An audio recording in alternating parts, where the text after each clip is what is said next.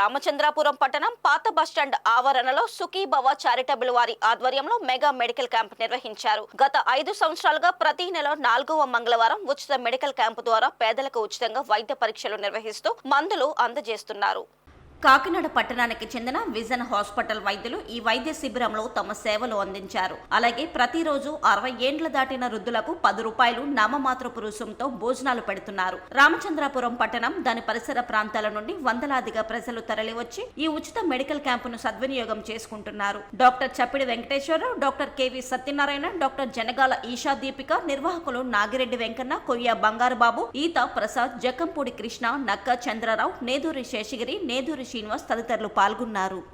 ఇటువంటి మంచి కార్యక్రమం చేయాలని ఆలోచన వచ్చినటువంటి మన వెంకన్న గారికి, టీం అందరికీ నిజంగా హ్యాట్స్ ఆఫ్.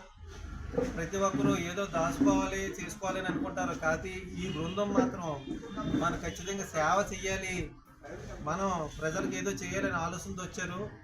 ఇలా ప్రతి ఒక్కరు కూడా ఆలోచిస్తూ మనకి సమాజానికి సేవ చేయాలని కోరుకుంటూ, అదే కాకుండా ఉచిత భోజన వసతి కూడా కల్పించారు. ఈ 5 సంవత్సరాల నుంచి రెగ్యులర్గా ప్రతిరోజు పెడుతున్నారు.